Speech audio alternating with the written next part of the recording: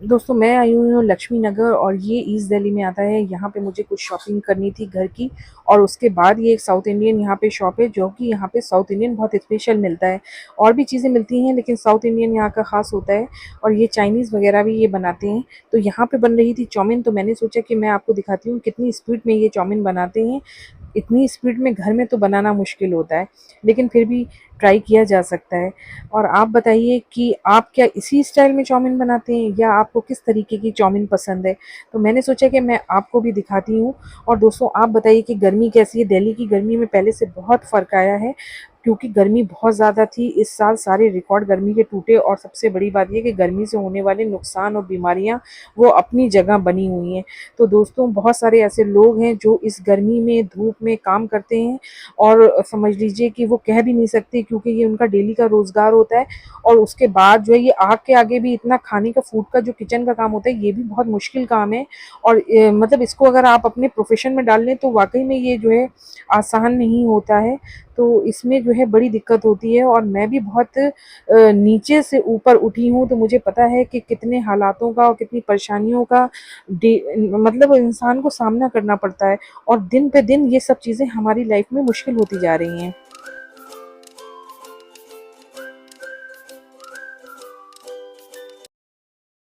आप सभी का स्वागत है हमारे ब्लॉग में। उम्मीद करती हूँ कि आपको मेरे ब्लॉग पसंद आते होंगे।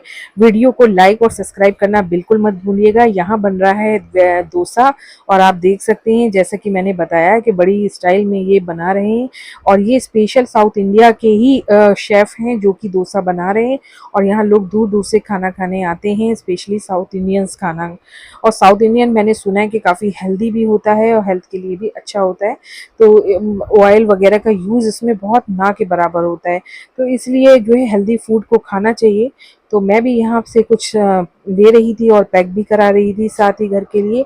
और आप बताइए कि आपकी लाइफ कैसी जा रही है? शहरों की लाइफ तो देखिए कितनी टफ होती है, ये तो आप सभी जानते हैं। इतनी छोटी छोटी जगहों पे लोगों ने कितना कंजेस्टेड तरीके से अपनी ज़िंदगी गुजार रहे हैं। हर इंसान के लिए ये पॉसिबल नहीं होता है कि वो बहुत ही लग्जरी लाइफ जी रहा हो। तो हर इंसान की ज़िंदगी में कहीं न कहीं स्ट्रगल और बहुत ही ज़्यादा लाइफ जो है परेशानियों से भरी हुई है। और दोस्तों मेरा मोबाइल का टेम्पर ग्लास टूट गया था, जिसको मुझे ठीक कराना था। काफ़ी दिनों से टाला-मटोली चल रही थी। मैंने सोचा कि यहाँ पे मोबाइल की शॉप दिख गई, तो मैंने कहा कि इसका टेम्पर चेंज करवा लेती हूँ, जो कि सेफ्टी गार्ड होता है, स्क्रीन गार्ड। तो उन्होंने भैया ने बताया कि 2 तरह के होते हैं, एक नॉर्मल होता है और दूसरा जो होता है वो एंटी रिफ्लेक्शन गार्ड होता है। इससे आँखों पे ज़्यादा असर नहीं पड़ता मोबाइल को ज़्यादा जो लोग यूज़ करते हैं।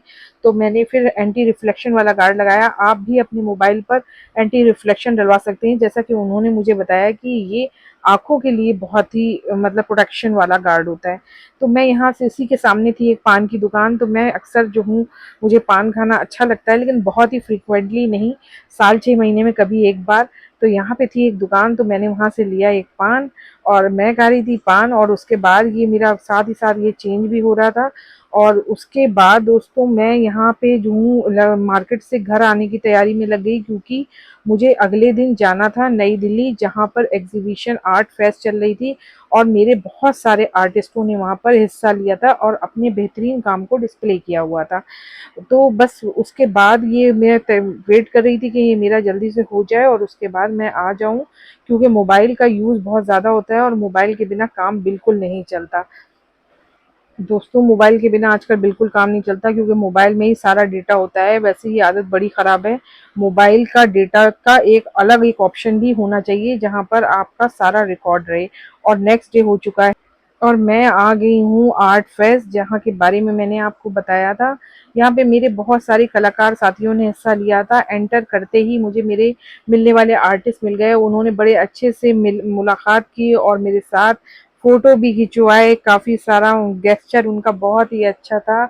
और ये आर्टिस्ट जो हमारे साथ में खड़ी हुई हैं, ये हमारे साथ पहले हमारे साथ शो कर चुकी हैं और इनके बहुत बेहतरीन काम यहाँ पर डिस्प्ले थे और बड़ी ही मोहब्बत से पेश आईं। उसके बाद और भी बहुत सारे आर्टिस्ट आ गए जो मिलना चाहते थे काफ़ी लंबे समय से। मैं इनसे पहले तो नहीं मिली थी, लेकिन ये इन्होंने मिल के बहुत अच्छे से मतलब कहते हैं ना कि जब इंसान किसी से मिले तो first impression is the last impression. तो इनके साथ मुलाकात हमारी बहुत अच्छी रही। इनकी पेंटिंग्स भी बहुत अच्छी थी, क्योंकि हर कलाकार की जो पेंटिंग्स होती हैं उसमें उसके इमोशंस जुड़े होते हैं, इसलिए कहीं ना कहीं वो इमोशनली अपनी पेंटिंगों से अटैच होता है। ये जो सर हैं इनकी छोटी पेंटिंग्स हुए हैं, नन्ही नन्ही सी लगी होंगी, आप सामने देख सकते हैं, और ये फ्लावर पे काम करते हैं। और ये एक आर्टिस्ट जो थे बेसिकली, इनके भी बहुत अच्छे काम थे। और ये हमारे एक आर्टिस्ट हैं पटनायक जी, जिनका ये बैकग्राउंड में काम लगा हुआ है, बहुत ही कलरफुल और विब्रेंट था। और ये स्टूडेंट्स आर्टिस्ट हैं जिनके ये वाटर कलर में छोटे छोटे काम हैं, और बड़े ही अच्छे, बड़े खूबसूरत काम थे। और ये तो मैं नहीं कहूँगी कि बहुत ही मास्टर वर्क्स थे, लेकिन जितने भी वर्क के थे और जो डिस्प्ले थे वो अपने आप में लाजवाब थे। और उसके बाद मैं आगे जा रही थी और अलग अलग बूथ में काफ़ी लोगों से मुलाकात होती जा रही थी। ये हमारी आर्टिस्ट हैं सोनिया जी, जिनके साथ जो हमारे साथ रेगुलर शो करती रहती हैं। उसके अलावा भाई भी थे साथ में, ये नीतू हैं, इन्हीं के इनविटेशन पे मैं यहाँ आई थी। और ये स्पेशली अपने काम के बारे में मुझे बता रही हैं कि इन्होंने नए वर्क बनाए हैं। और इनके साथ जो और आर्टिस्ट खड़े हुए हैं वो सब भी हमारे साथ पहले से जुड़ी हुई आर्टिस्ट हैं, जो हमारे साथ पहले काम कर चुकी हैं। और ये एक आर्टिस्ट जम्मू के थे, जो दो भाई थे जिन्होंने अपने बूथ में अपने काम लगाए हैं। इन्होंने ऑयल मीडियम को यूज़ किया और इनके सारे काम जो है रियलिस्टिक में है और बहुत ही बेहतरीन काम है। ये देख सकते हैं, ये हैं वो आर्टिस्ट।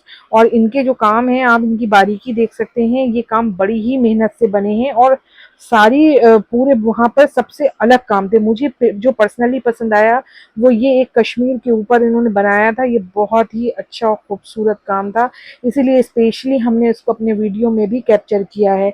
उसके बाद दोस्तों मैं काफ़ी लोगों से मुलाकात हुई। मेरी ये भी आर्टिस्ट थी, इन्होंने भी हमारे साथ पहले शो किया हुआ है, तो इनसे भी मुलाकात हुई। और इसी तरीके से बहुत सारे कलाकारों से वहाँ मिलना रहा मेरा।